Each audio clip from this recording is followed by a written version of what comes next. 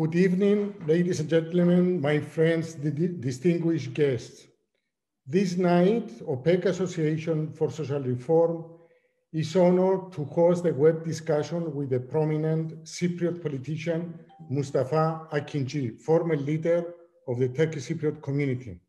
Mr. President, good evening. Good evening from the other part of Cyprus. Good evening, καλησπέρα σας, İyi akşamlar. İyi akşamlar, Mr. President. We have the chance in a very critical moment for Cypriot people to discuss whether Cyprus Solution is feasible. This is actually our main title of tonight's event. More importantly, we want to listen from you what is necessary to be done on the level of the civil society while waiting for the informal conference in Geneva to be convened after 4 years of a complete stalemate in the Cyprus issue. I would like to give you the chance to make your introductory speech. Just before that, I would like to give the chance to Mr. Pavlu, President of the Board of Association for Social Reform, for a few words. Pavlos. Yes, thank you, Kyriakos. Our eminent key speaker, Your Excellency, Mr. Mustafa AKINCI, dear friends. We are in front of a really crucial step concerning the future of Cyprus. In a few days' time, an informal conference will be held in Geneva. During this conference, as we all are aware, it will be decided the path that will follow the Cyprus problem.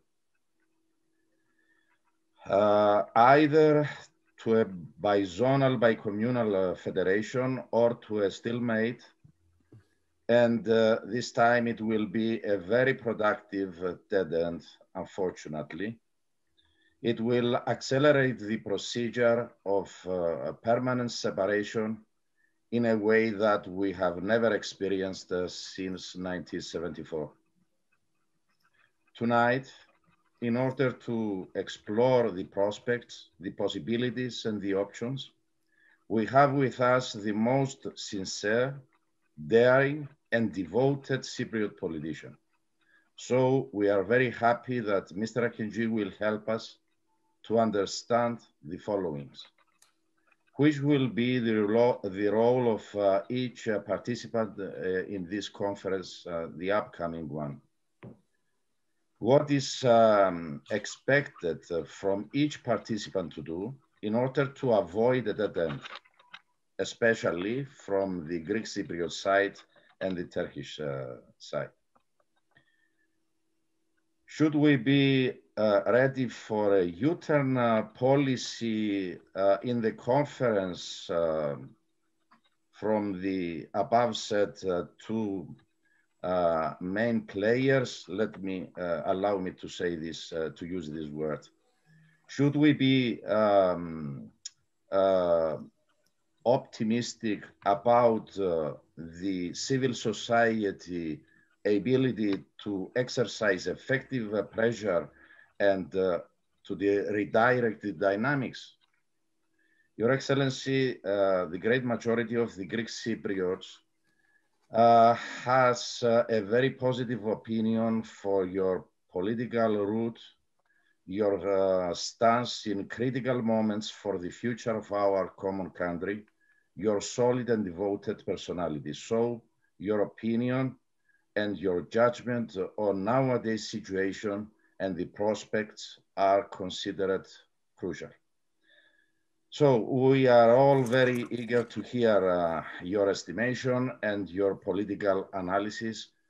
Thank you very much for accepting our invitation and for being with us tonight. I am sure that we will have a very fruitful discussion. And thank you all too for participating in our tonight discussion. Kyriakos, I give back the floor in order to continue our procedure. Pavlos has raised a number of questions, very, very important for for this injunction in the Cyprus issue. We will be listening to you, Mr. AKINCI, and then we will give the chance also to youngsters, Christina Achilleos and Alexandros Dimitriadis, to reflect and say a few words to you, how they consider their future after they listen to your introductory speech. The floor is yours. Well, good evening again, and thank you very much to the Association for Social Reform, OPEK, for organizing this web discussion this evening.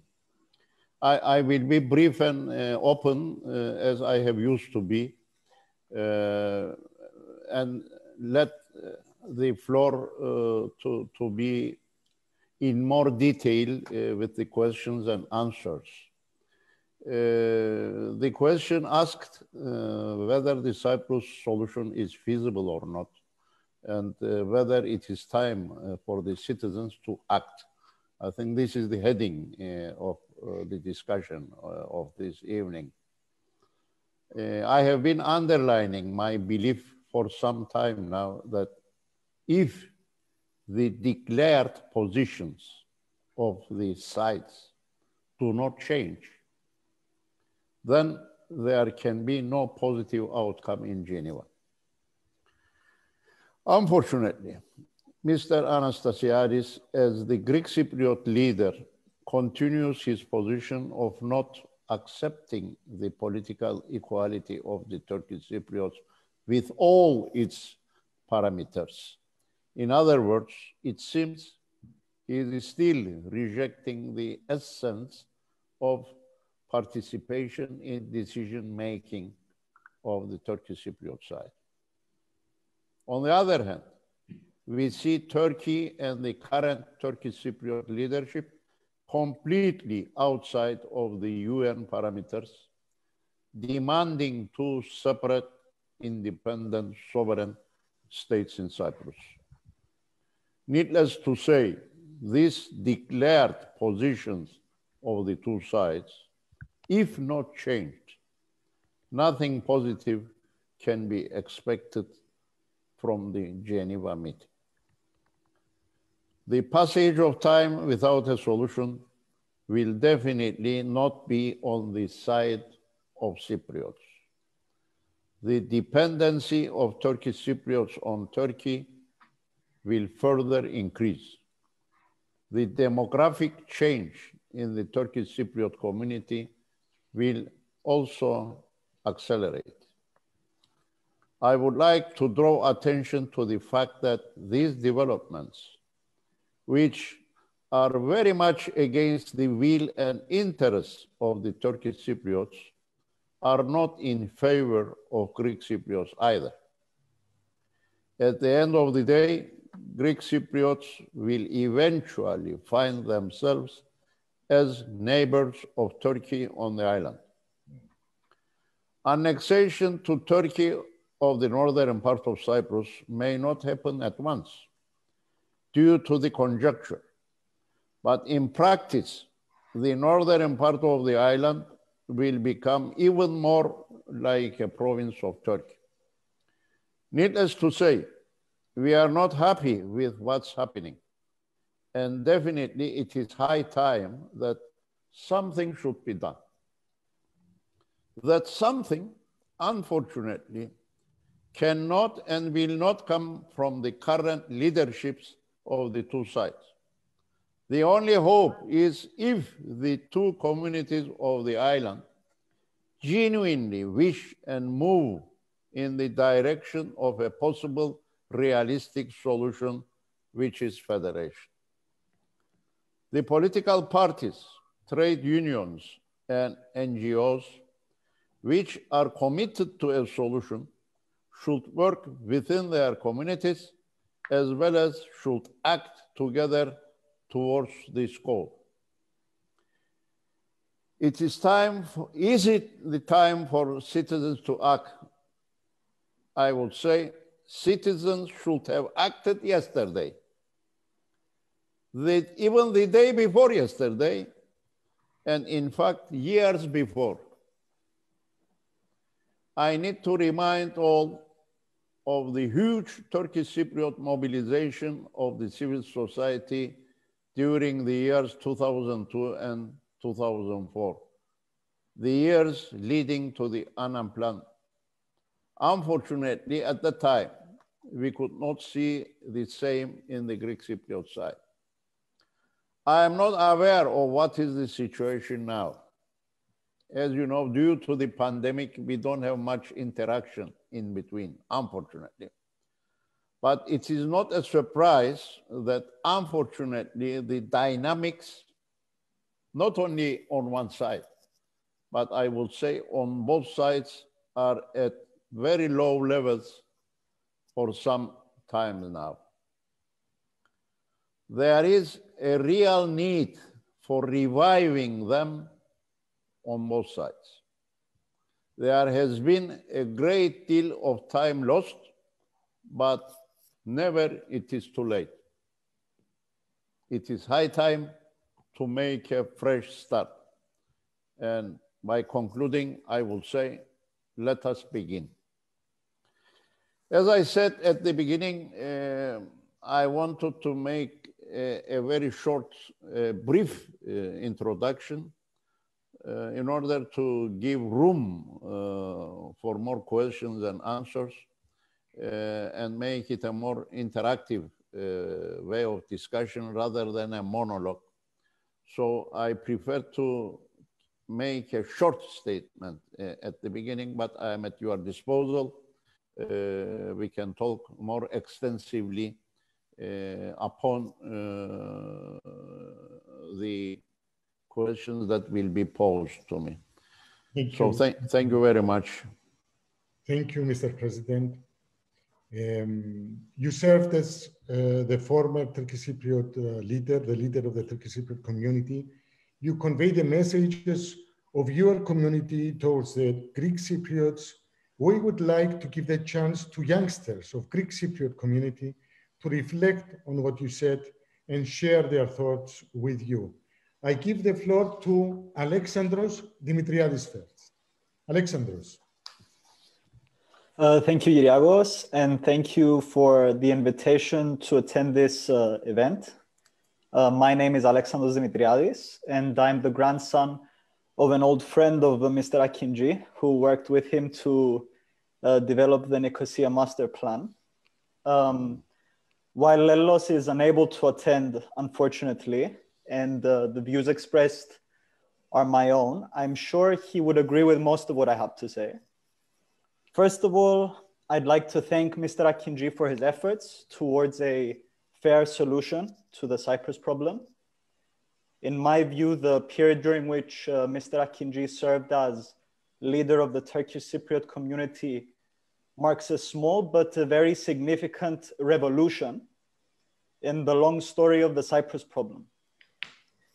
It was the first time, at least since I've been studying the Cyprus issue, that the leader of the Turkish Cypriot community was so clearly and unwaveringly committed to the idea of a united federal Cyprus, even if this meant being at odds with the politicians in Ankara. And this was hugely significant because it became abundantly clear, even to the more reluctant observers, that there are still strong political forces within the Turkish Cypriot community that remain fully committed to the idea of a united Cyprus, and that will act in the interest of all of its people, all the people on the island. In terms of the younger generation's perspective, it's important to realize that we've been born into the abnormality of division. We have to treat the current situation as exactly that. It is an abnormality. It's not normal to sit down and have a drink in Nicosia next to armed soldiers patrolling the Green Line. Even if this is the only situation we have ever known, we must never accept it as being normal. We have to break that illusion, and we have to change the situation to restore peace, stability, and normality for our island. In terms of what the youth can do to support the efforts for a solution, I'm very happy to say that I've noticed more and more bi-communal initiatives, even though they've had to move online because of the pandemic, and that's very unfortunate. And the Greek Cypriot younger generation has also taken to the streets recently, protesting in favor of a federal solution, among other things.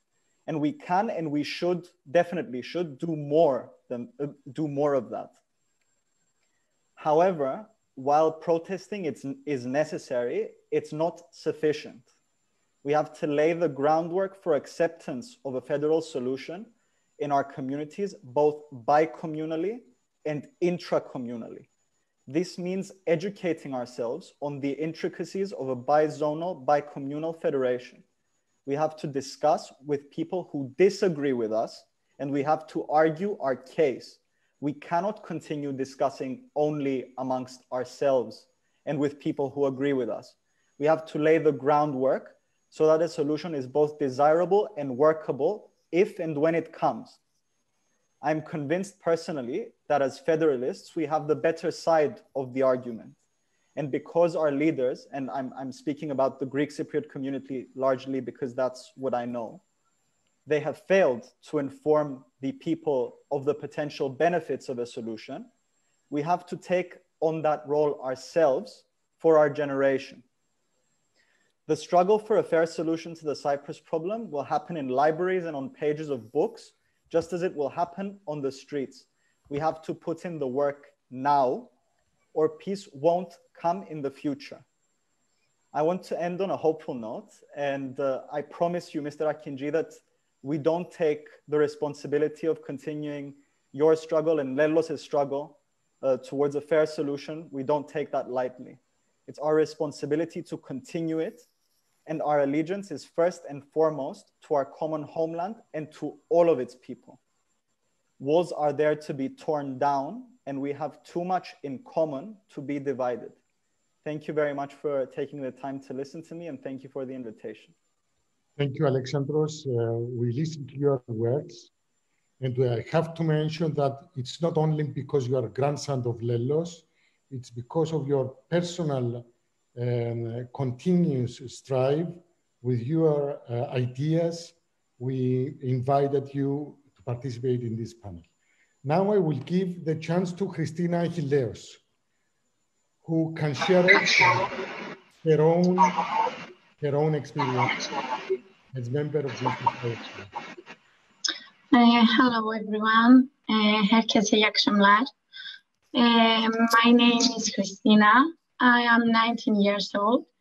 And first and foremost, I want to thank you for giving me the opportunity to participate in this discussion, because I find it very important that I can raise my voice and speak out my opinion. I want to start by saying that my family is living at Rizzocarpasso. So I was lucky by having the chance to spend half of my life there and grow up there, and since a young age, experience the situation and see the true scenario that no one ever taught us. Since a young age, I was getting more and more interested to find and learn more information about the Turkish Cypriot community. And I was able to learn a second language. I realized that only if the two communities come closer, then we can build the Cyprus we're dreaming of. I would make friends that I built very strong connections. The Turkish Cypriot community. Hello? Okay, sorry. Yes. The Turkish Cypriot community, it's very important to me because through them, I discovered my identity as a Cypriot, and they helped me to build it. They are very important to me because they are part of who I want to be and who I am, and what is the role I want to have in all this situation. As a young woman, I believe that it's my duty to fight and to raise my voice for this country and my people, So me and my friends, we decide that we have to take action, and now it's the time to take action. So we create HADE, and we chose the word HADE because it's a common word in both communities. And HADE is a multi-communal youth initiative, and our mission is to stress the urgency of acting towards immediate solutions to the status quo by collaborating with partners and organizations that share the same objectives against the permanence of Cyprus. I want to say a big thank you to AKINCI because it's very hard in these days to find a real leader that passionate people about what is right and just, and to know that you have someone in a place and position that will bring the good and the desired solution. By growing up in the North and living there, I experienced something amazing. I saw people talk passionately about peace and how much they love this country, and this gave me hope to continue. And yes, I believe that the Cyprus solution is feasible, and only together we can help in all this situation, and that we have to build strong connection between us to succeed what we want. And I'm getting more and more exciting to fight and to help my country and my people. And I believe that one day all these struggles and demonstrations will bring that peace in this island, because our future belongs to us and we are the ones that we are going to decide. Unfortunately, we don't at this time, but the last word is going to be said by us, and our voices must be heard. And I look forward to live in this country with all my compatriots in peace. Thank you. Thank you for sharing your experiences as a Cypriot who was raised in Rizou-Karpasso, for the friendships you have done on the bi-communal level, and from the fact that you are feeling the whole island as your homeland. Mr. AKINCI, do you want to reflect of what you heard from the two youngsters? Of course, yes. Thank you very much. First of all, it was a very nice surprise for me to listen to Alexandros. You know, Alexandros was a small boy when I first visited. No, he was not still in life. When I visited Lelos's house, his son was a little boy, not Alexandros. Alexandros is a grandchild, isn't he? Yes. And Alexandros, he wouldn't remember, but I met Alexandros in Lelos's house once, and somewhere else as well. He was a small boy. And as a young man, I saw him this evening, and I'm very much happy by listening to what he said. And also what Christina has said, as someone who spent some years living in Carpathia. I think she's not still living there, but she spent half of her time living in Rizou-Karpathia, I understand. So what she has said also is very encouraging for the future of this country. You know, last night I was at another television program, Genç TV, and there were a lot of young people sending messages to the program. And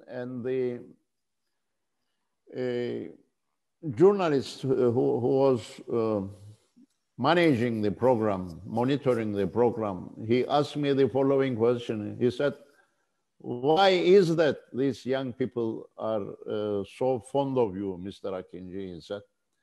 And I said, there is only one good reason for that.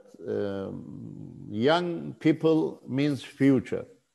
And what message I am conveying them is very much connected with their future. We want to create such a future in this country that these young people, be it Turkish Cypriot or Greek Cypriot or belonging to the other communities living on this island, will not share the experiences, the bitter experiences that our generations had experienced. We need to create such a future for them to live in peace, in harmony, to have better prospects in their lives, to be living in a modern European secular society, and not to share the bloodshed of the past and the bitter memories of the past, but to be able to share the fruits, share the better days of this island. For that, of course, we need the dynamism of the youth. We need to incorporate them into this struggle. And as it has been said by Christina, of course, I am glad to hear that more and more bicommunal communities belonging to younger generations are established. And I wish them all this success. And they need to be working more and more. And we need to have more and more people participating in these bicommunal activities. A few words regarding Lelos. I want to wish him, send my good wishes to him. We have been good friends since the years, the second half of 1970s, actually. During the times when we didn't have any communication at all between the two sides, as you will remember, the crossing points were opened in 2003, but I visited Lelos's house in 1977, October 1977. That was our first meeting, and later on, of course, we started getting together in Litra Palace. He also visited, paid a visit to my house in the north, again in the same year. And this continued. We became family friends. And of course, we were very sad with the passing away of dear Olga, a very unexpected loss. And of course, we are very much concerned about the health of Lelos. But what I want to say is this: I think it is the very first confidence building measure in Cyprus after 1974 with the sewerage system of Nicosia, and later on with the planning of Nicosia, the master plan of Nicosia. They were two very important projects which benefited both sides, which was for the good of all inhabitants of Nicosia. And there I saw the good intention of Lelos, a person devoted to his city and to his people, trying to do his best for his community, and also taking into consideration the other, the needs of the other community. With this mutual understanding, we could help to our citizens. Without this understanding, I mean, if you only take into consideration the interest of your own, the interest of your own community, and you do not have any respect for the other, whatever you are talking about, no matter whatever subject is on the agenda, you cannot reach anywhere. It is with this mutual understanding that we could reach to conclusions which benefited both sides of the divide. So again, I take this opportunity to thank Alexandros and Christina for their interventions, and I send all my good wishes to Lelos. Thank you, Mr. AKINCI. Mr. President, as former leader of the Turkish Cypriot community, a lot of questions are related to what happened in Crans-Montana, okay? A lot of people are expressing their disappointment. Why didn't you manage to make the last mile in Crans-Montana? It's a question delivered by Erotheos Papadopoulos, the head of the representation of the European Commission in Cyprus. He came afterwards in Cyprus. The question is, what went wrong in Crans-Montana? Well, I think by now it should be very obvious what went wrong, because until Crans-Montana, as you will remember, I was the one who was very much trying to make everybody around the table understand that the time was crucial. And I was trying to find a kind of a strategic agreement, if possible, by the end of 2016. In 2015 and 16, we had certain progress, which I believe they were important.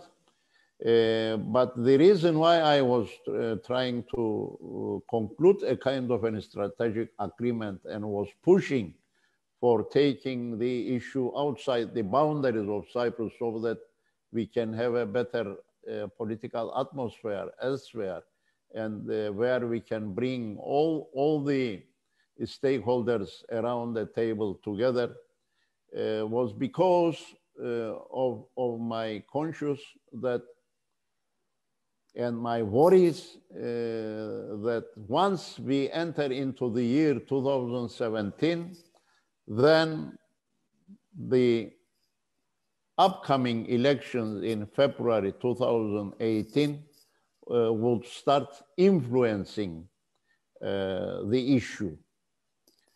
And unfortunately, we couldn't conclude an agreement by the end of 2016. But nevertheless, we had a new Secretary General with the beginning of the 2017. And as you will very well remember, we had Montpellier before. And in January 2017, we had the Geneva meeting.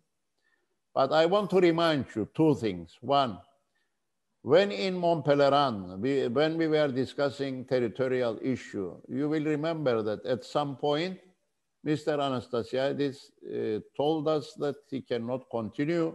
He needed a break. We had to stop there. Then, when we went to Geneva, can you hear me? Can you follow me? Yes, we do follow you. We do follow you, Mr. AKINCI. Okay, good. When we went to Geneva, this time it was the turn of Greek Foreign Ministry and their team to say, we need to postpone this. We need time. We need preparation. And mind you, I need to tell you a anecdote what happened there. You know, during the meeting, before even the Secretary General announced any postponement, in the social media, we saw Mr. Kochia's statement saying that the Geneva conference was finished and there was a postponement. And I showed this to the Secretary General himself. I said, when did you take this decision that we don't know? And it is disclosed by Greek foreign minister, and it is in the social media. I showed him. He was furious. But later on, as you know, finally it had to be postponed. And in Crans-Montana, the truth is that, and I have been saying this all the time, of course, there were a lot of meetings, bilateral meetings, and the most important meetings were conducted between the Secretary General and the parties. During those discussions, certain questions were put by the Secretary General and certain messages by the parties were given to the Secretary General. I will give you another information regarding what has happened in Crans-Montana and regarding the issue of unilateral right of intervention, which is very much related with the guarantees, and it is a very, very sensitive issue. And it is one of the issues that Mr. Anastasiadis argued that there wasn't any move on that. The Secretary General himself, when we met in Berlin on the 25th November 2019, he told us, when I say us, I mean Anastasiadis and myself. He told us that Turkey was ready in Crans-Montana to renounce the unilateral right of intervention. So he made it clear that this message was given to them. And I'm sure that Anastasiadis knew this in Crans-Montana. It was not the first time that he was listening it in Berlin. He knew it. And I know that he knew it, but he insisted that this should be in written. As you know, during the last roundtable meeting, which was a kind of a dinner forum and continued until early hours in the morning. And what Espen Aide told me after the collapse, and again in Crans-Montana, was that Mr. Anastasiadis tried to change the place of the goalpost during the game. In other words, we took a lot of initiatives as Turkish Cypriots, and I didn't do it only once. You will remember what happened in Montpellier, that I took the necessary step regarding the territorial issue. And it was because of this that Mr. Anastasiadis wanted a postponement. He couldn't decide because after Montpellier, he had to decide about the five-party conference. And apparently he was not ready to accept that. But again, when we came to Geneva, this time Greece took the floor and they wanted this time to postpone. I have to be honest and tell you the following. Of course, I mean, during this web discussion, we cannot talk about every detail, but to tell you in principle, What happened in Crans-Montana was that Turkish Cypriot side and Turkey gave the message that the kind of flexibility that the Secretary General was expecting from the sides, Turkish Cypriot side and Turkey was ready to move ahead. And one more thing, as you know, during that period, still there was Prime Minister in Turkey, and Binali Yıldırım was the Prime Minister. Mr. Çavuşoğlu conveyed the message that he was ready to come to Crans-Montana, because you will remember that the Secretary General, while saying that the unilateral right of intervention was not sustainable and needed to be replaced something more acceptable, he left the issue of soldiers to a higher level of discussion. In other words, he wanted the leaders of the countries to come. That meant in practice that Binali Yıldırım from Turkey as Prime Minister, Tsipras from Greece, and the lady Prime Minister from United Kingdom would be invited. And in fact, Prime Minister of United Kingdom wanted to have a telephone conversation with me before she came, but later on it was cancelled due to the fact that Greek Cypriot leader didn't want Tsipras to arrive, and therefore the whole issue of having the prime ministers coming to Crans-Montana didn't happen. You know, the EU representatives in Geneva, the way that they described this situation was a short sentence referring to Mr. Anastasiadis. They said he just didn't want it. This was the expression that they used. Espen Eider's expression was he wanted to change the goalpost, because apparently it is understood from what has happened there that unfortunately Mr. Anastasiadis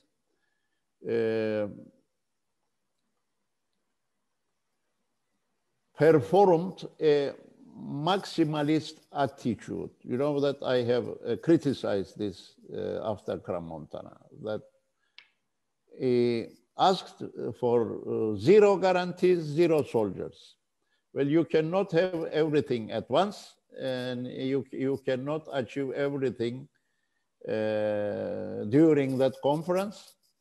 And at a time when you are arguing that the effective participation of the Turkish Cypriots in the Council of Ministers would create deadlock in the functioning of the central government. In other words, at a time when you show reluctance that you are not ready to accept the political equality of the Turkish Cypriots with all its parameters, you are demanding the maximal positions regarding the issue of security and guarantees.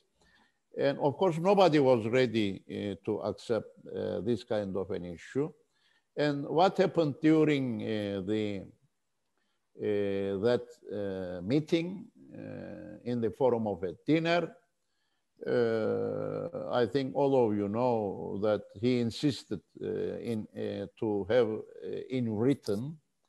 Mr. Çavuşoğlu told the audience there that he already conveyed the message to the Secretary General, and that message was the message what the Secretary General told us in Berlin later on.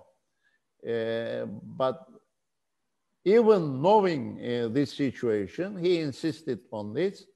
And unfortunately, he prevented Tsipras's arrival.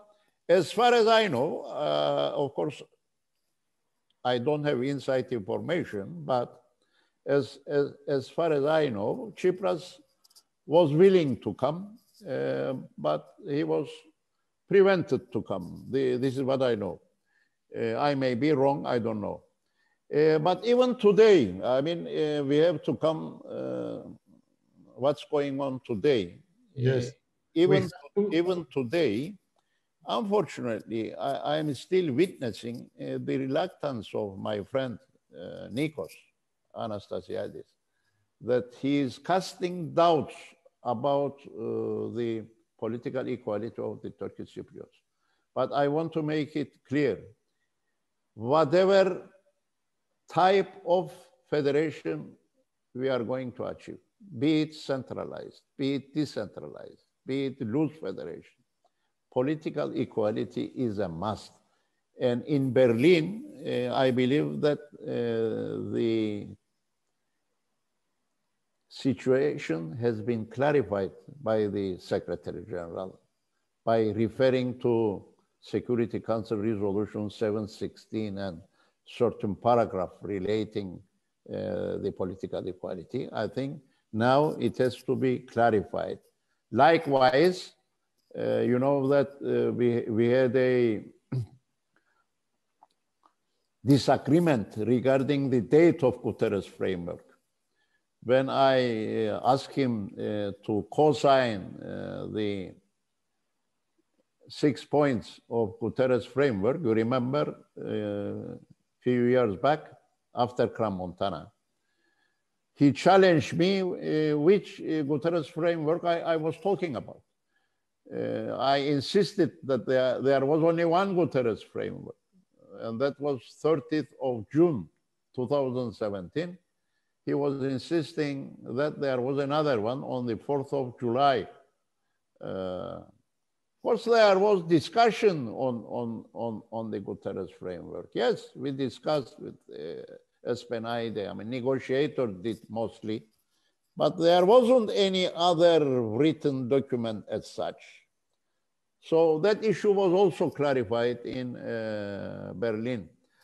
So I think leaving those issues to the historians, I am sure one day they will write about it. How they are going to write about it, I don't know. But I'm one of the people who went through of all these issues. And I must tell you also the following. During that evening, while we, at least I was trying to not to kill the conference, in order to try to find a way whether there could be a follow-up.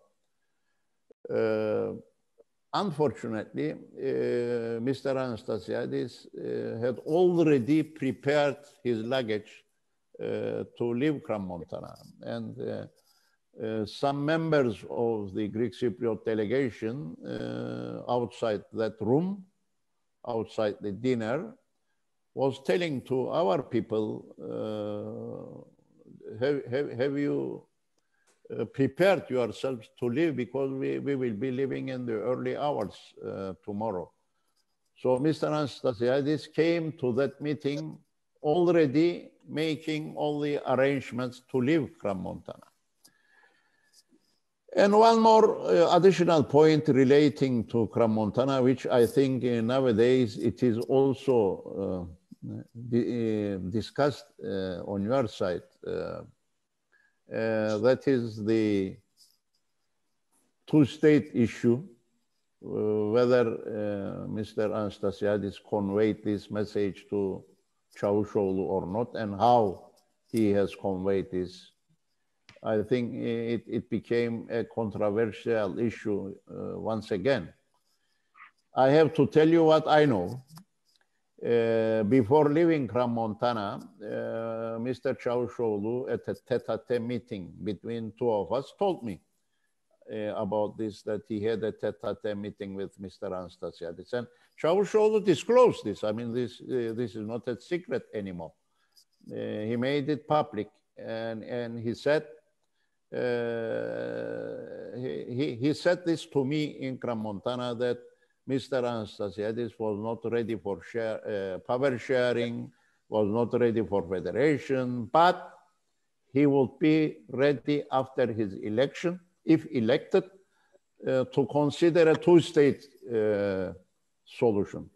I immediately reacted to Çavuşoğlu and I said, I don't believe this, and I prefer you also not to believe. I recommend that you don't believe, because this cannot happen. The Greek Cypriot majority cannot support this kind of an idea, and I cannot foresee a Greek Cypriot leader who will be able to put his signature under that kind of a scheme. It's not realistic. But maybe it was also to the benefit of Mr. Çavuşoğlu to leave the situation as it was, considering that this might be helpful for their policy, I don't know. But later on, they continued this in New York. I understand that this is the discussion going on your side nowadays about, there is talk about minutes of New York meeting. But the issue first came into agenda in Crans-Montana, not in New York. New York was the second meeting. And I know it is true that Mr. Anastasiadis there in New York said to Çavuşoğlu that international community, EU, do not support two-state solution. It is true, I know that. But it is also true, from what I know, that this issue was raised first in Crans-Montana. And there, of course, what he said to Çavuşoğlu is important. I was not in the room. I didn't hear with my ears, but what Çavuşoğlu said to me and to the public later on, of course, was that Anastasiadis would be ready after his elections to consider a two-state solution. But anyway, I believe today, and I believed then, that two things, dear friends, cannot happen in Cyprus. The one is a unitary kind of a state which will be run only by the Greek Cypriot majority, and the Turkish Cypriot community will be treated only as a minority, cannot happen. The vast majority of the Turkish Cypriots will object to this. And the second thing is what Mr. Tatar and Turkey is trying to put forward. Two separate independent states will not be accepted by the vast majority of the Greek Cypriots. And the international community is not going to support this kind of a solution. So the only feasible, possible, achievable solution is still a kind of a federation. We are not against a decentralized federation. We can have more competences with the constituent states. But the country is going to stay one. We are going to have one international personality, one citizenship, and one sovereignty. Sovereignty will emanate from both sides, okay? No problem with that. But I believe that after so much of energy put into this, after years of accumulation of convergences. You know, I don't really believe that we need much more extensive negotiations for a Cyprus solution. What is lacking is political will and determination. Of course, still there is a few more steps to be taken, yes, but that can only be taken with political will and determination. And that is lacking now when we look to our leaderships. We don't see that political will and determination to take the last step. Mr. AKINCI, allow me please to say that it was very, very necessary to listen carefully what you have said according to the facts, what happened in Crans-Montana before that and what happened afterwards until Berlin. I would like to ask you, because there are a lot of questions and a lot of anxiety among our audience, whether is there any way to bring back the momentum, even if we have this negative approach from leaderships of the two sides? How can we keep the momentum, one question, and how to avoid a permanent serious deadlock? And I want to add also, because there are a lot of questions on that, how can we convince Turkey to come back and negotiate on the 6 points agreement? Because as we understand, they are not accepting any discussion further, and they say, federation, enough is enough. Yes. Well, I think as Greek Cypriot side, if you ask me, I would say what I have already told you, and I have been repeating this all the time, that the issue of political equality must be taken out of the agenda, because the agreements have already been achieved on that issue. It must be a past history. I mean, regarding the rotational presidency, it's there. It is in the Guterres framework as well. It was in the Annan plan also. Okay, that was not agreed, but later on, there is a convergence on that.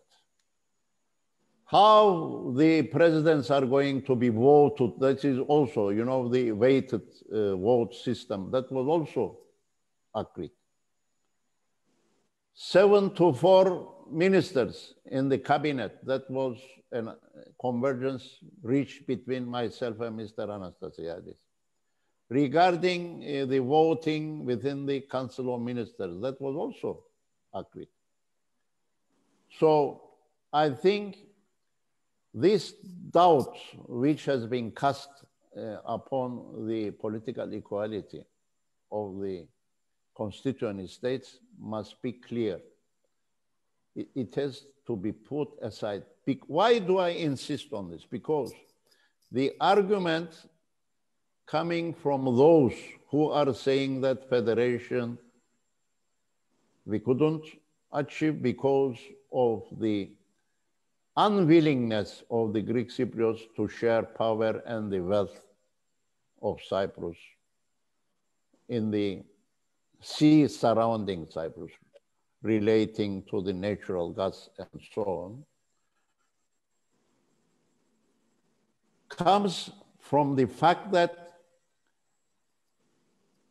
the understanding prevailing in the mind of Mr. Anastasiadis and with those who are thinking in the same way is like treating the Turkish Cypriots as minority within the federal structure. Because let me put it in a more straight way, Kyriakos. We are talking about two constituent states which will run their own affairs, okay? They will run their own affairs under the jurisdiction which will be put under their jurisdiction, the competences that they will be responsible. Say public works, health, and that kind of issues, okay? When it comes to the central, the competences which will be allocated to the central authority would actually mean the competences that will be related to all of us. It will not belonging to the only two sides separately. It will be for all Cyprus. And there, you need to have the participation of both sides. It is so clear. Mr. Anastasiadis is making a distinction there, and he is saying, I agree that in those areas which will affect the Turkish Cypriot community, we can have one favorable vote. All the issues of the central government will affect all the sides. There cannot be any issue where it will only meant to be for the Greek Cypriots or for the Turkish Cypriots regarding the central competences. You can talk about those for the constituent states, okay. You will deal with your road from Nicosia to Carpathia yourself. Likewise, your public works on the southern side will work, say, from Limassol to Paphos and so on. That will be exclusively under the jurisdiction of the constituent states. But he gives such an example that it creates more and more confusion in our minds. For instance, when he was talking about this issue, he gave the example of the natural gas. He was saying that if he accepts the one favorable vote, that would amount blocking the decisions of the central government. But why? Why should we understand that the natural gas issue, the natural resources, will only interest Greek Cypriots and not the Turkish Cypriots? I cannot understand this mentality. Therefore, it is really baseless. It doesn't have any meaning at all to say that these competences are for the central government, but there might be some of them that can interest only the Turkish Cypriots. There cannot be such a thing. Monetary issues, natural resources, foreign issues, all these issues will interest all of us, all Cypriots. Therefore, in the decision-making process, we have to take our responsibilities and decide together. And, you know, really I have a difficulty in understanding why the Turkish Cypriots, all of them, mind you, there will be only need for one positive vote. We are talking about 4 members in the cabinet. One favorable, one positive vote out of 4 ministers will be enough to take the decision. And we will consider that all these 4 members of the cabinet will be so adamant to block the work of the central government and will create a deadlock. Even if that happens, it is already agreed that a deadlock resolving mechanism will be in place. there will be ways and means to take the central authority outside of a deadlock. Anyway, I think I should stop here, and I will say a few words of what you have just asked. I believe in order to make Turkey or the others, at least not to be able to speak about the Greek Cypriot rejection of political equality, I deem it necessary to tell you that the Greek Cypriot leadership must go to Geneva with a clear mind regarding the political equality and what it means for a federation. Because I am afraid if this insistence continues, there cannot be any Turkish Cypriot leader which will say yes to this kind of a federation, including myself. And having said this, of course, this is not enough for Geneva to have a positive outcome. Turkish side should leave the position of insisting to have two completely sovereign independent states because for the foreseeable future, when I look from now on, I don't see this happening. What happens after many, many, many years, depending on conjuncture, of course, we cannot say anything.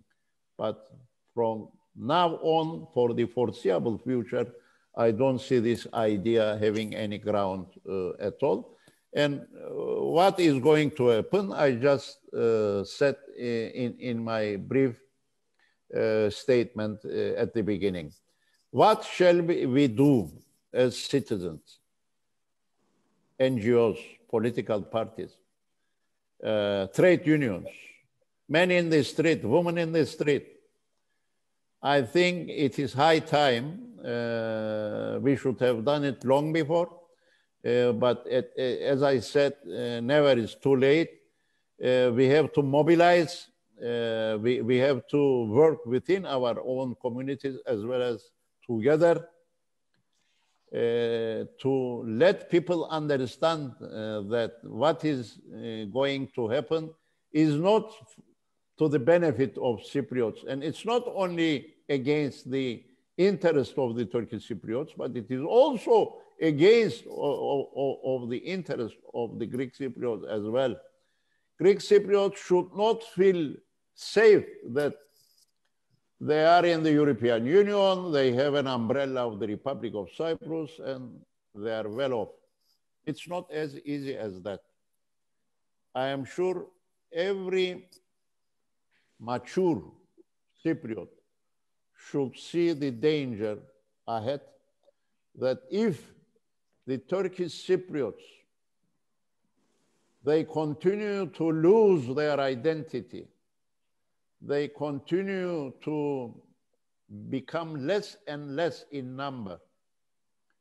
And I'm sure you are watching what is happening on our side. You are hearing these statements coming from Ankara. Have you witnessed about their rhetoric regarding our judiciary? Have you? Yes, yes. You are watching what is going on. You have watched what has happened during our elections here 6 months ago. They mobilized every institution of Turkish state in order to get rid of AKINCI. You have seen this. And with this mentality, I believe that we have to do much more than what we did until now. We have to be mobilized, and I believe the people can change their fate. I mean, this is not we are not condemned to live in this kind of a situation. It's hard, it is difficult, but the most powerful out of all these is people itself. Of course, we need to organize ourselves, and it is time that our voice should be heard more loudly than ever. I will give the chance to Sούλα Χατζηκυριάκου to raise the next question, and I will try to summarize the questions. We have a lot, Mr. President, from the chat rooms. I will try to summarize. I said some of them, but there are a lot. Okay, please, Sούλα. Yes, thank you, Mr. Akiji, to be here. Well, I understand the importance of the civil society taking the lead. Our leadership is useless at the time, both in the Greek Cypriot side, in your side, in Greece and Turkey. They don't have the political will, and they are not well-meaning. But the ground roots movement can only exert some pressure on the leadership. They cannot change the whole situation. The signatures will be put by the leaders. So how much can they achieve, these demonstrators? On Saturday, there will be a big demonstration, both sides, both in London, in Athens also, and I hope to see you on your side to take part as well. This is I'm very glad to see this situation changing and to have these young people now taking the lead. But how much can they achieve? This is my question. Well, you remember what happened in 2000 to 2004 on our side, that thousands of people were in the streets. The streets. And that changed the whole picture. I mean, it was kind of a revolution, a peaceful revolution in those days. Can we do the same nowadays? Of course, it's not easy to say, very difficult. After that disappointment, it created a lot of dramatic changes in the minds of the people. But one thing is certain, that I believe that unless we mobilize civil society, nothing is going to change. And the dramatic eventuality that I am trying to explain to you might occur, which will not be to the benefit of either side. Let us first begin and see what kind of a mobilization we can have. Definitely, I will be there on Saturday if nothing extraordinary happens in the meantime, of course.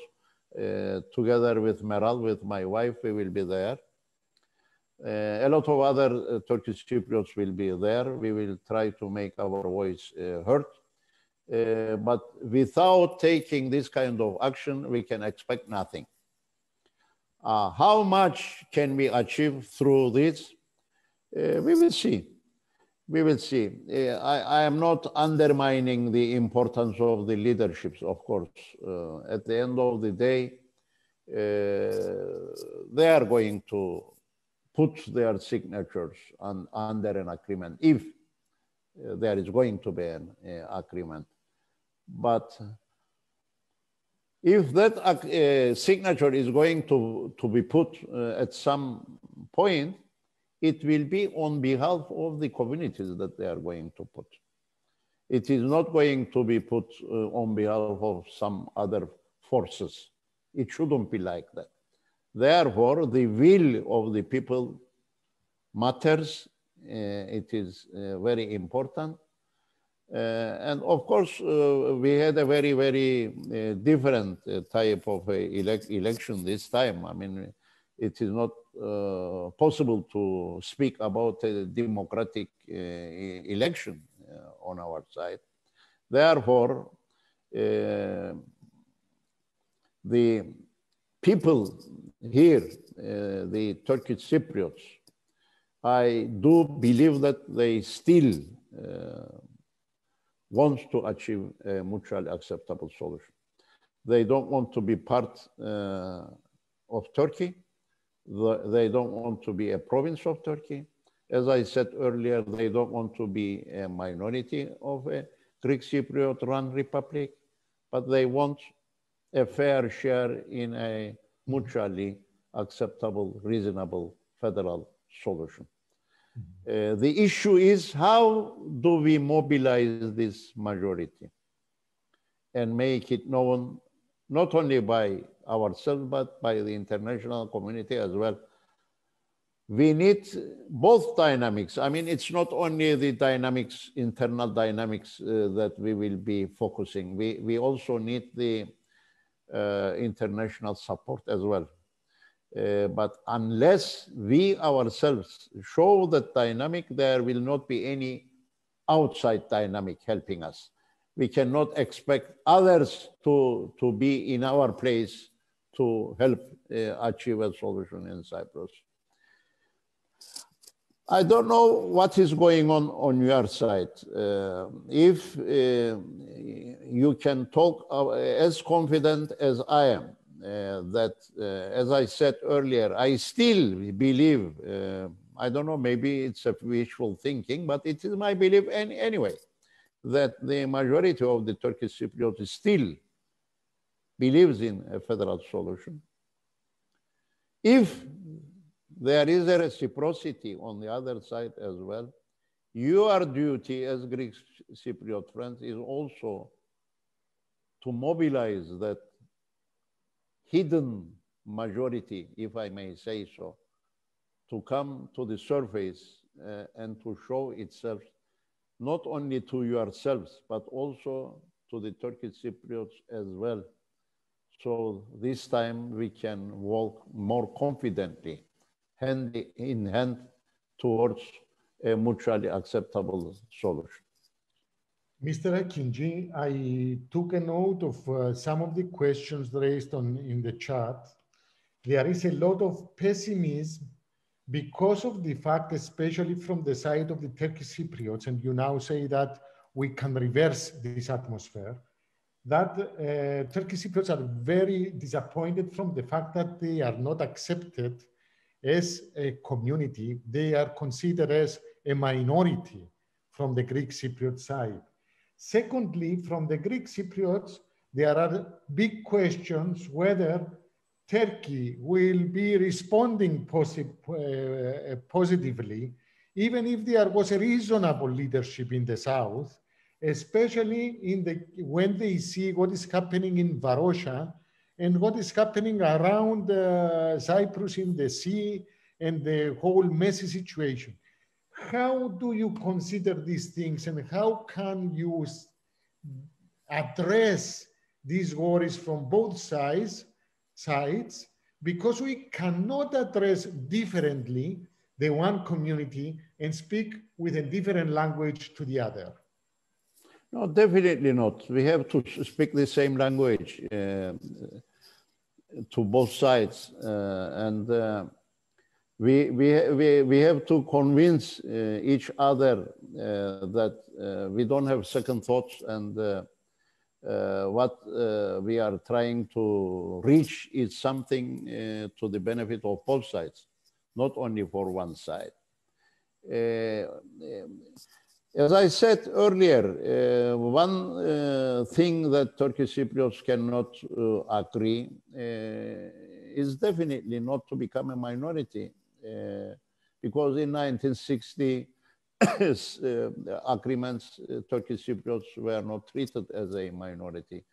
Turkish Cypriots was a co-partner of the Republic.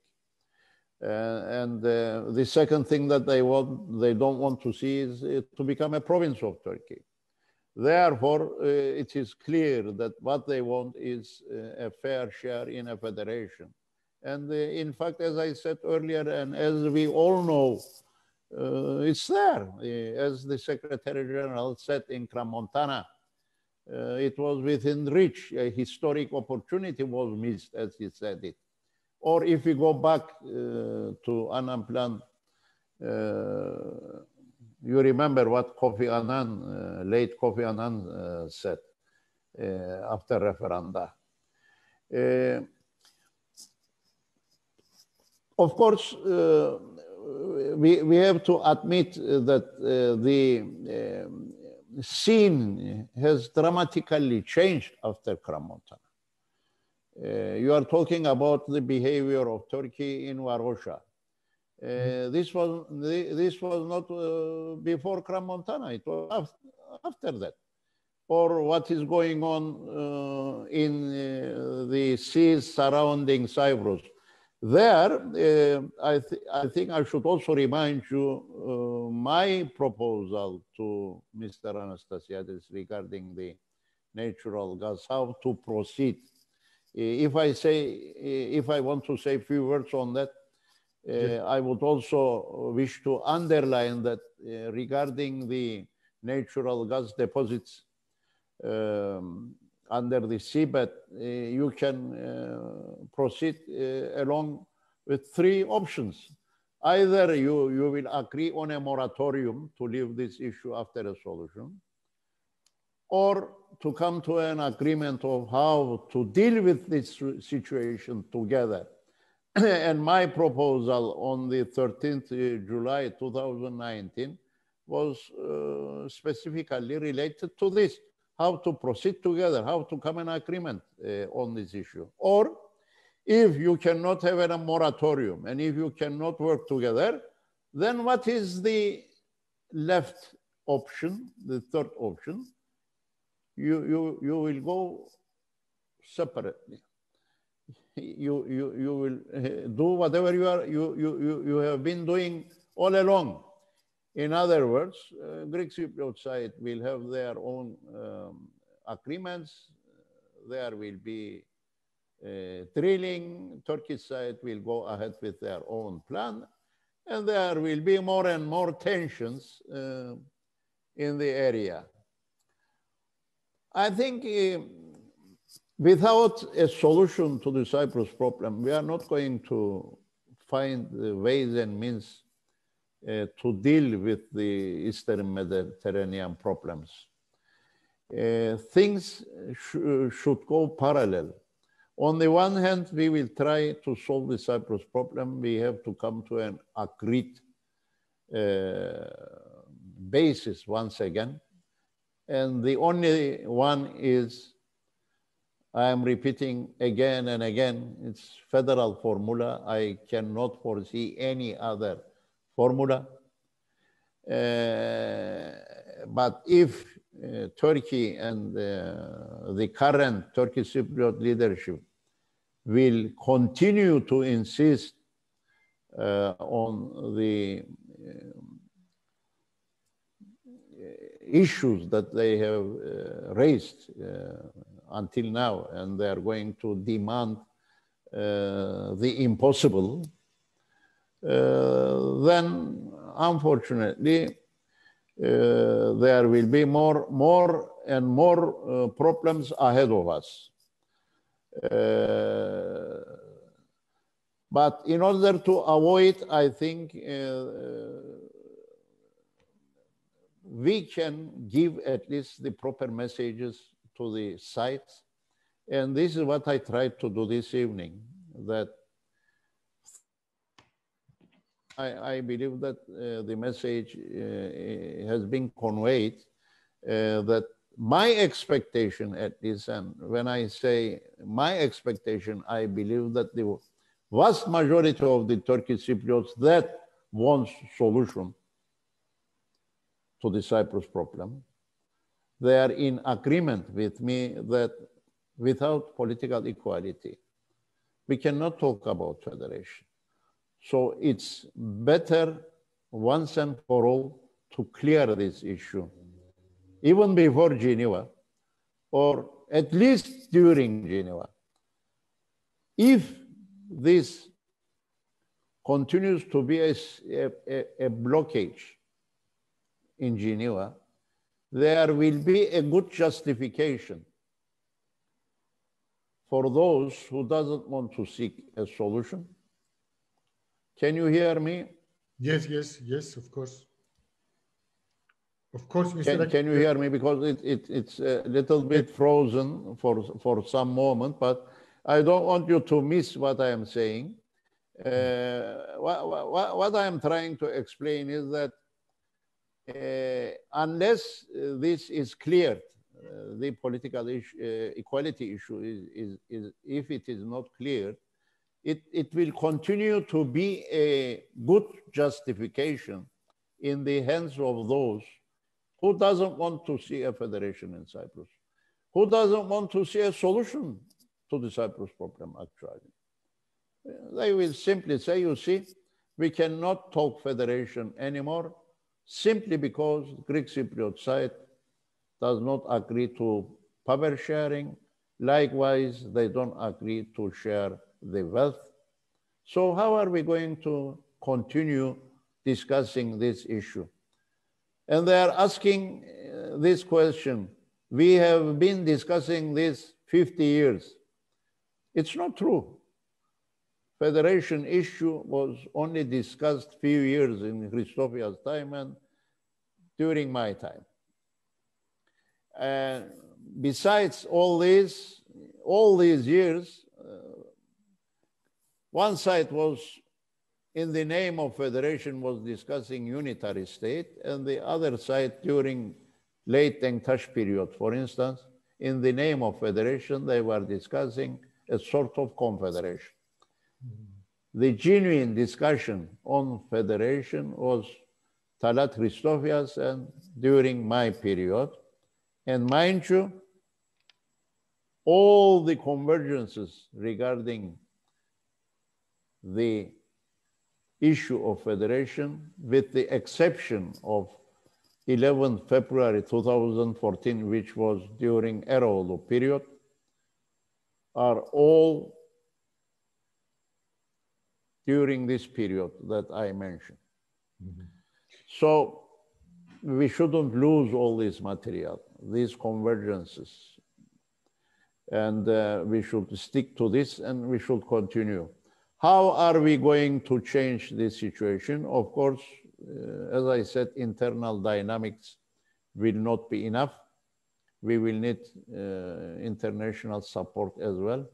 But I believe that our duty now is to mobilize the internal dynamics. Let us do this. Let us see where we are, dear friends. Mm-hmm. Let us go step by step. Let us try to revive these dynamics that at least on our side it existed before, but in time it faded away. On your side, it never happened. I'm afraid to say as much as it happened in the Turkish Cypriot side. Not that it didn't happen a lot at all. I am not saying that. Don't misunderstand me.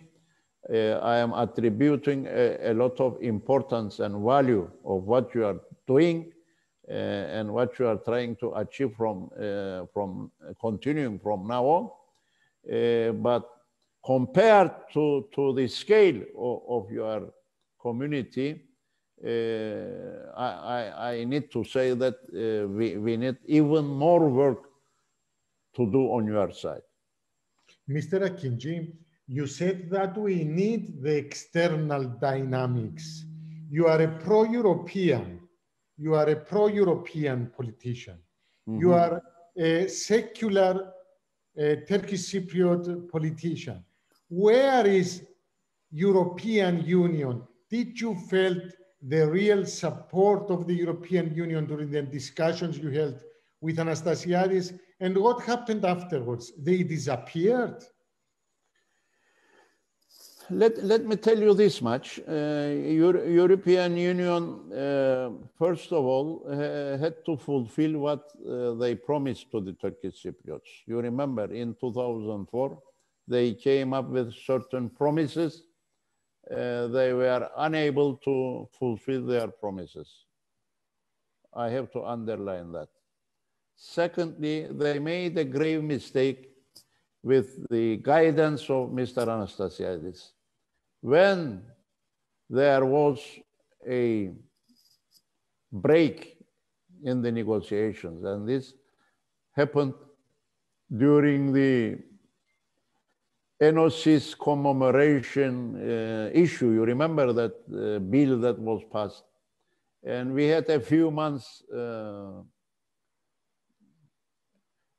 period of not negotiations during that period. But later on, after Crans-Montana, the grave mistake that has been done by European Union with the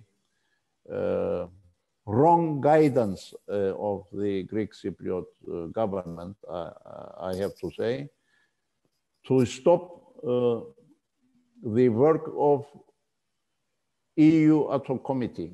You remember that through the EU ad hoc committee, which was composed of Greek Cypriots, Turkish Cypriots, and also officials from the EU, was coming to the Turkish Cypriots in order to help capacity building on our side and to help upgrade the institutions so that we can cope with acquis communautaire when the time comes. That completely stopped. That was a real mistake. What do we witness nowadays from the European Union? They say that they want to see a solution in Cyprus. They are ready to support. Of course, it is good to hear them speaking like that.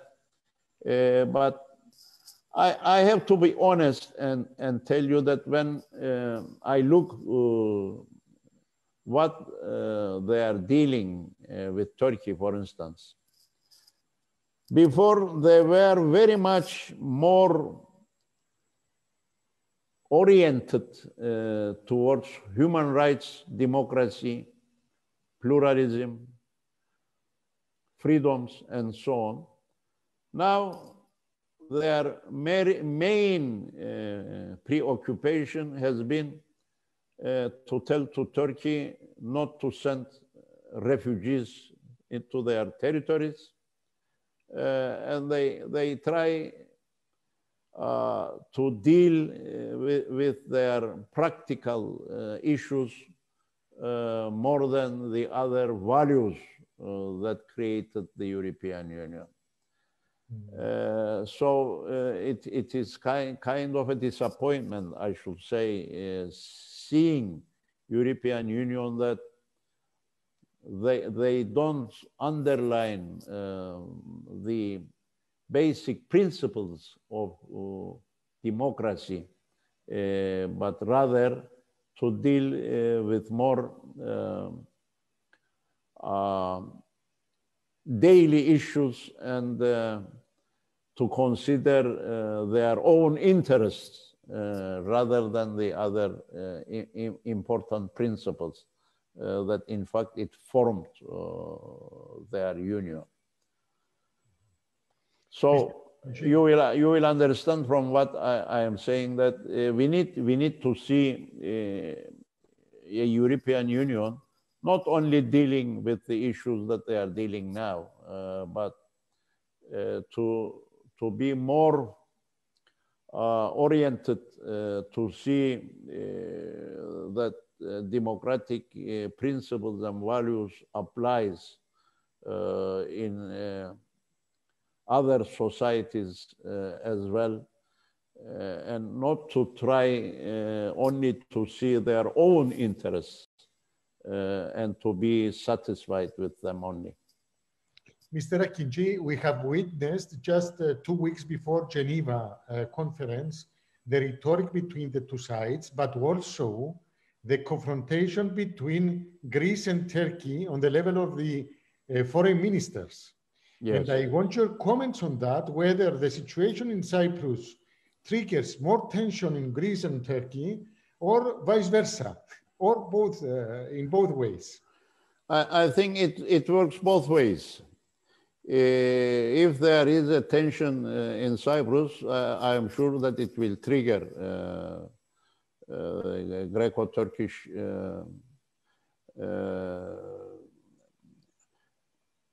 it will trigger the problems between Turkey and Greece, definitely. And if there is tension between them, that will also reflect in Cyprus as well. We are seeing this. It was a very unhappy situation to see the two foreign ministers addressing to each other in that kind of a rhetoric. It's not very common, but again, I have to be honest and say that it was as far as I could follow, it was the Greek foreign minister who started the whole issue. And I understand that behind the walls, behind the doors, it was not like that.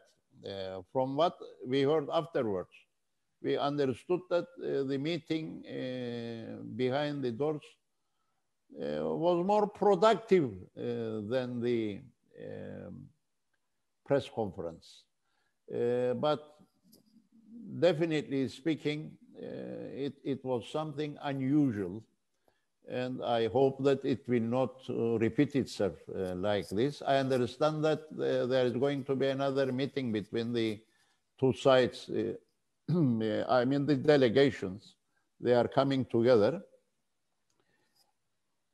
Turkey and Greece needs to continue. I mean, they need to talk to each other. They need to create a kind of a fruitful dialogue among themselves. But they need to leave aside scoring, trying to score from the public opinions. This is not the way that they should follow. They need to be more sincere to each other, and they need to understand each other's problems more than they do now.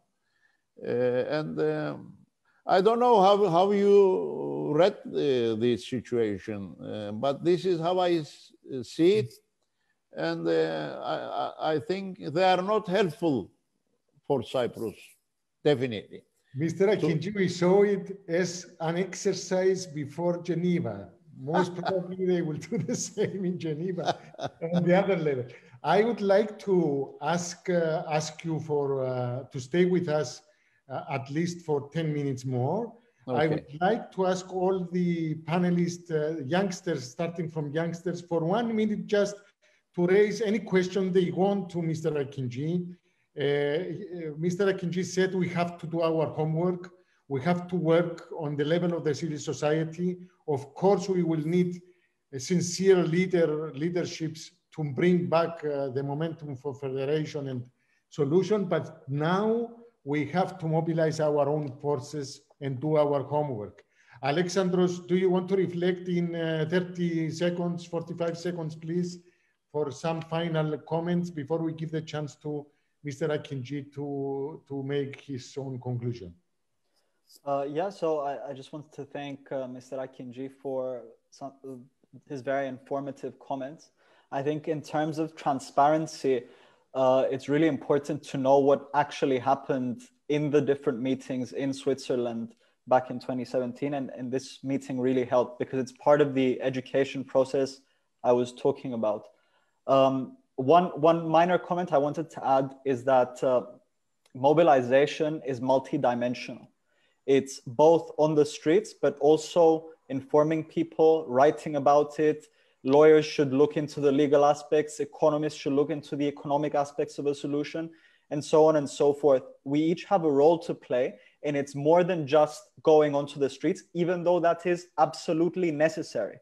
So that's my only comment. And I wanted to thank you again for inviting me. And thank you, Mr. AKINCI, for your very informative comments. Thank you, Alexandros. A word from Christina Achilleos. Can you speak in Turkish, Christina?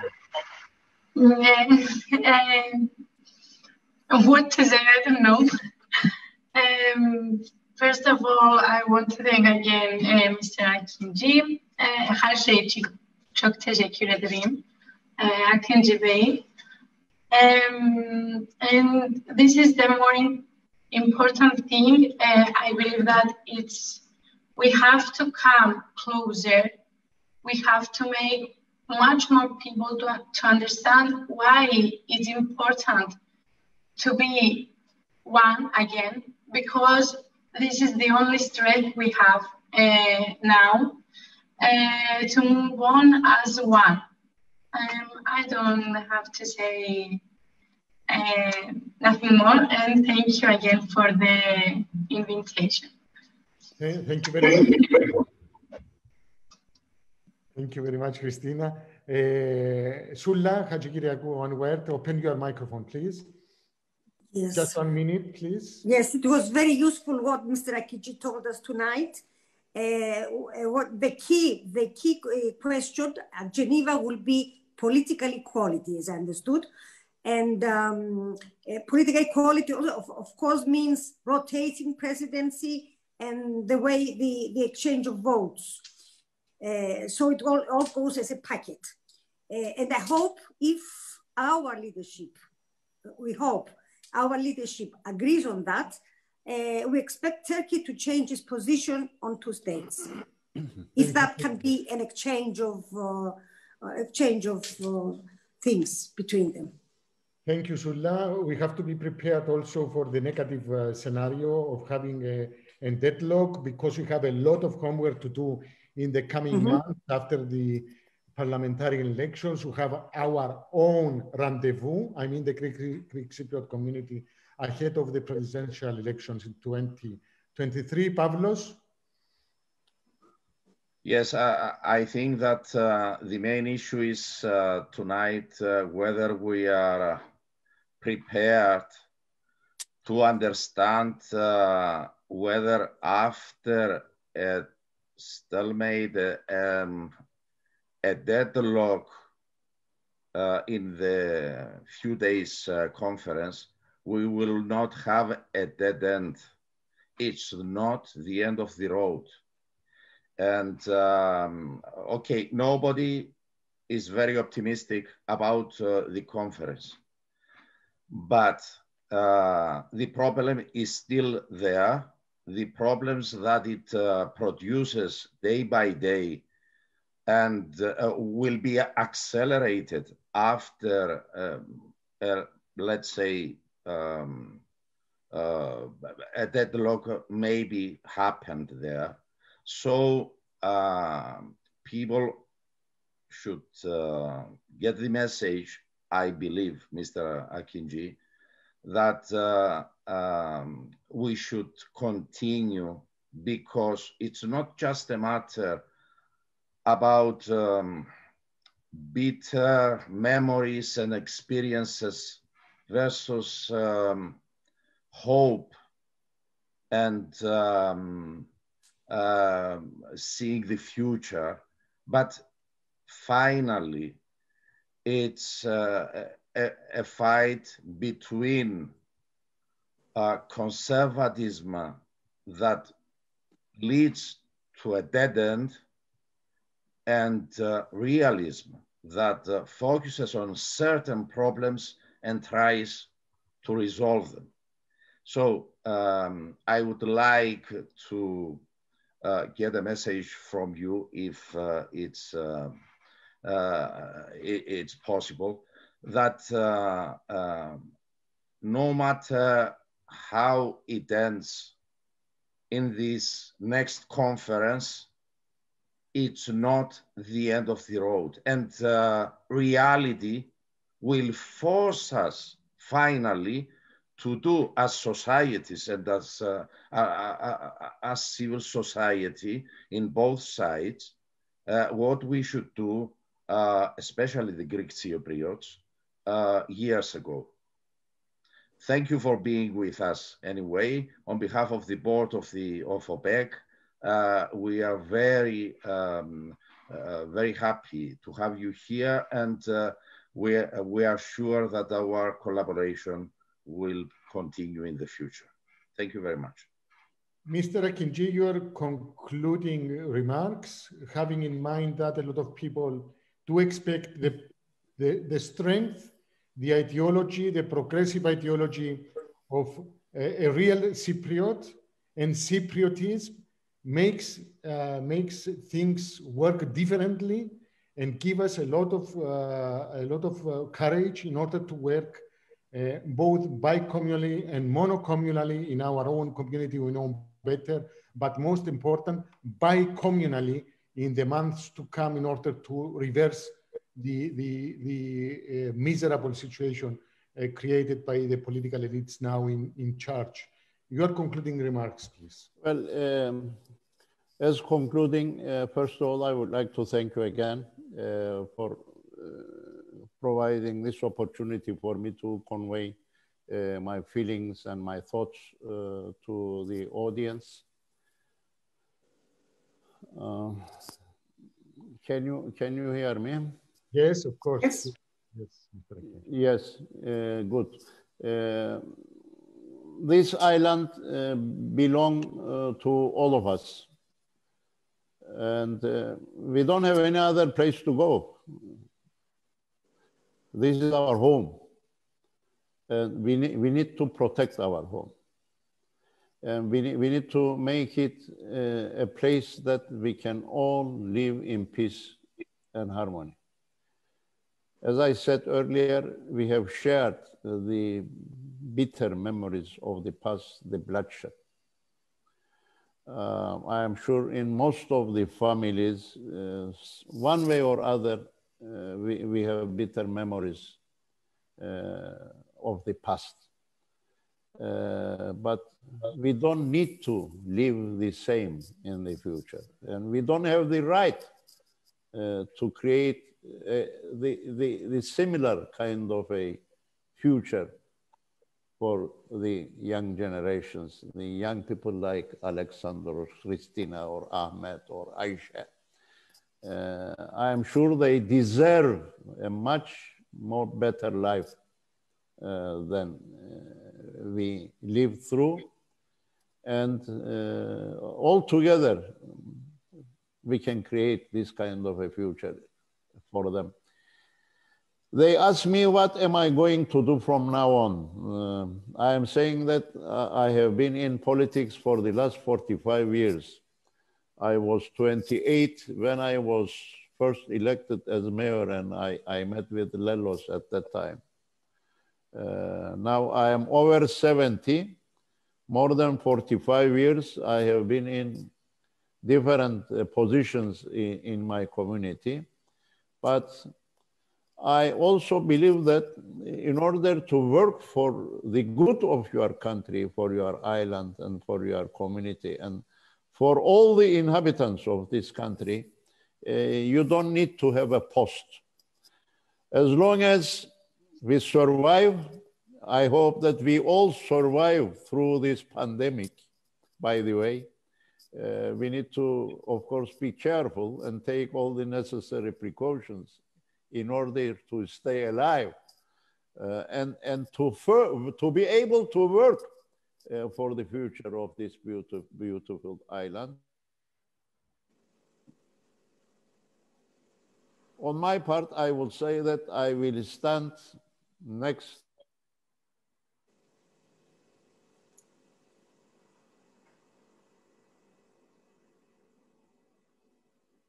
We are losing some connectivity. We have a problem with the sound. Connectivity? Oh. I think. Mr. AKINCI, do you hear us?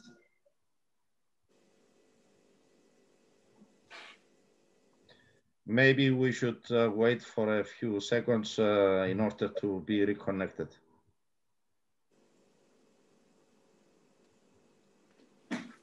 Mr. AKINCI was saying that I do not need to have a title or an office, to run an office in order to be in front with the civil society. And hopefully he will do so. Hopefully he will do so. Most probably he will try to re-enter our discussion. Alexandros, Christina, I have to say that we are very touched from your interventions. We do hope that we will stay in touch, because we have also we have to prepare ourselves for what Mr. AKINCI said. And a lot of Greek Cypriots and Turkish Cypriot friends are saying that now it's time for us to act. We have to do our homework. Mr. AKINCI is trying to reconnect with us. Maybe Hello? we have a final. Yes, yes, Mr. AKINCI. We hear you. I think the problem is with my internet here, but now it's working. Can you hear me now? Yes, yes, of course. I don't know where we were interrupted, but I was just saying that the people were asking me, what shall I do from now on? And I was telling you that I have been in politics for the last 45 years. You heard this, and I was mayor at my age 28. So I was saying that as long as we survive, and we have to survive through this pandemic, we have to be careful. We have to take all the necessary precautions, of course, to protect ourselves and the surrounding people around us.